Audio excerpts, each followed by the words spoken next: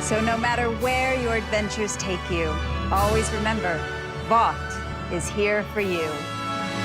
Blood, guts, gore, and so much more that's not YouTube friendly is probably the best way to explain the hit TV show The Boys. If you've watched The Boys and loved everything about it, then you will love this video. Today, we're going to be taking a look at some of the behind-the-scenes secrets from The Boys and how some scenes were really created. Make sure you stick around because you don't want to miss this one. But first, a simple reminder on how to enter our brand new giveaway. We're giving away either an iPhone X Max, the new iPad mini, or a MacBook Pro. It's all your choice, so be sure to leave a like, comment the keyword, subscribe, and turn on notifications to enter this giveaway. It's really that simple. Number 1. The show's shooting was set in Toronto, Canada. If you are a true believer of the show, you will notice how most of the show uses most of New York's features as its location. However, the whole crew and cast never set a single foot in New York during the shooting. Thanks to the wonders of technology, they could alter many locations in Canada to look like it was somewhere in New York. Some prominent examples include the 7 Tower. This tower doesn't exist, but the graphics team made it from a digitally altered Roy Thompson Hall, a famous hall in Toronto's entertainment district. Another popular Toronto feature used in the show was Parkwood Estate in Oshawa. This was modified to become Jonathan Vogelbaum's mansion, which Homelander visited. Other movies like Adam Sandler's Billy Madison used this estate as a location too. Do you remember that scene where Billy and Huey were walking through a densely populated New York Times Square? That wasn't New York's Times Square, but was actually Young Dundas Square in Toronto. Do you feel lied to? We did at a point, but the show turned out to be a good watch, so we forgive you, Eric Pryke. Number 2. Amazon's bigwigs must approve the scenes that make it into the show. While most shows allow the director to have full control of the choosing and cutting out of scenes from the series or movies, this is not the case with The Boys. We do understand this point of view as the show tends to explore a very nasty humor scheme. This idea is due to Pryke's psyche. As he said in an interview, he has a really salty sense of humor, and luckily for him, The Boys has allowed him to expire that side of himself. Even though the show allowed him to express himself, there were still some lines he couldn't cross. An example of a scene that didn't make it to the final series was a sexual DIY scene that was shot on top of the Chrysler Building in New York. By now, you should know that's another graphically modified Toronto building. Apparently, the bigwigs at Amazon deemed it unnecessary and cut it out. Just in case you're wondering where you've heard the name Eric Pryke, he was the creator of fantasy drama series Supernaturals. Number 3. Karen Fukuhara, playing Kamiko, had to work with a sign language expert to develop the signs used in the show. If you're an expert at sign language and you've seen the show, you'll probably wonder why the sign language Kamiko, also known as the female, used in communicating seemed so strange. Well, this is because the sign language was made, especially for this show alone. Karen revealed that she had to work with sign language expert Amanda Richer to develop the signs that she used in communicating with her brother after their emotional reunion in season 2. She also mentioned how the process helped her understand the kind of power that signing harnesses and how much she respects the process. Number 4. No whale was hurt in that crazy scene in season 2. If you're a lover of nature like the Deep is in the show, then you'll be relieved to know they never smashed out the guts of a whale in the second season. Yeah, CGI did it again. The scene is one of our favorites on the show. What's yours? Let us know in the comment section down below. When Billy Butcher, played by Carl Urban, jammed his speedboat into a whale named Lucy, he opened up the side of the whale, and Huey Campbell, played by Jake Quaid, ended up inside the whale. While all this seemed very gory when we watched, we later found that it was all special effects. The special effects team revealed that it took them 5 months to create Lucy using silicone and styrofoam. A picture posted by Eric Pryke shows that the bulk of the whale was just a mechanical bull covered with fake whale skin. Number 5. The cast members got doused with fake blood a lot. Keeping up with the gory themes of the show, the cast members had to get blood on themselves a lot of times. Las Alonso revealed in an interview that there were times where they had to be doused with blood for 2 weeks. Applying the blood on them could take up to 2 hours, and that doesn't even include the time for retouches in between filming of scenes. This shows you how much these guys go through to give us the perfect show. Jake Quaid also attested to this. He complained about how sticky the fake blood was and how it tends to attract flies to them. If you remember, we mentioned earlier that Jake was inside the guts of the whale. The special effects team revealed that it took up to 3 hours to film that scene with the blood all over him at a temperature of 100 degrees. Number 6. Jake Quaid was terrified of the speedboat scene. Even though the show used a lot of special effects, stunts. Kapryk insisted on the actors doing many of the stunts themselves, especially the action scenes. An example of such a scene was the speedboat scene where Billy, Carl Urban, crashed the watercraft into Lucy. Just like we mentioned earlier, Jake was also on the boat. However, he was petrified during the shooting of the scene. He was so scared that Carl commented that he looked as white as a sheet after they took the shot. He was given a safe word during the shooting of the scene, which he could say so they could stop shooting when he felt uncomfortable. Carl, who was driving the boat, said he probably wouldn't have heard Jake use the safe word as a helicopter hovering around them was shooting the scene. Number 7. Erin Moriarty, playing Starlight, sang Never Truly Vanish during Translucent's funeral in Season 2. Starlight is a member of the 7 Team, and her superpower is the emission of binding bursts of lights from her hands and flying. She could also burst some notes from her voice box as well. During Translucent's funeral in Season 2, Starlight sang a song titled Never Truly Vanish. But did she really sing this song? Yeah, she did, but she already pre-recorded the song and only lip-synced it on set. She revealed in an interview how much she loved singing, and she ventured into the entertainment industry as a singer before she started acting. Number 8. Erin Moriarty, costume problems. We all know superheroes are suits, as peanut butter is to jelly. However, most of these suits put these entertainers in a world of discomfort, including Erin. Due to the skin-tight nature of her costume, she revealed how hard it was to go to the bathroom when fully clad in her regalia. She said it could take her up to 25 minutes to do her thing. That's a whole lot of loo time if you ask us. Speaking in an interview with Entertainment Tonight, she revealed how much of a difficulty it could be, especially with the wire she had to wear in the costume. Sometimes she gets part of her costume wet. It could be that uncomfortable. Number 9. Anthony Starr's Homelander skin-tight costume. We've not said much about the big man of the superheroes team. The egotistic and extremely strong leader of the 7 group had a suit that matched his status. However, this suit was super tight, and he has to connect it to a cooling system to prevent him from heating up quickly. He revealed in an interview that he had to take off the cooling system during shooting as it has a noisy motor. Number 10. The show struck a balance between visual effects and old school action. While many shows only focus more on either one of the two, Eric Kapryk could balance how much they use both elements in the show. Speaking in an interview, he revealed that they had about 18 to 20 VFX houses working with them during the shooting of the series. Carl Urban also revealed at one of the Comic-Con events how much he appreciated how the director made them do some of the action scenes old school style by themselves. This way, they still get to do some of the work and not just leave it to all the special effects. Oh, I almost forgot. Now put your median nerve to the test. Let's see how fast you can use your index finger to smash that subscribe button. How many seconds did it take you? Don't be shy on us. Tell us in the comments section. Number 11. The real location of Sage Grove Center. Eric Kapryk revealed the Sage Grove Center, which was the location of the action showdown in episode 6 of the 2nd season, was an abandoned hospital near Toronto, Canada. So as you can see, The Boys is one of those really intense shows that gives us all a different look and approach to what we are used to. So if you love watching shows like this that portray superheroes in a bad light, then you would have loved watching the behind the scenes action, right? If you did, make sure you check the other behind the scenes secrets of our other favorite shows on our channel as well. Thanks for watching the video, and I'll see you in the next one.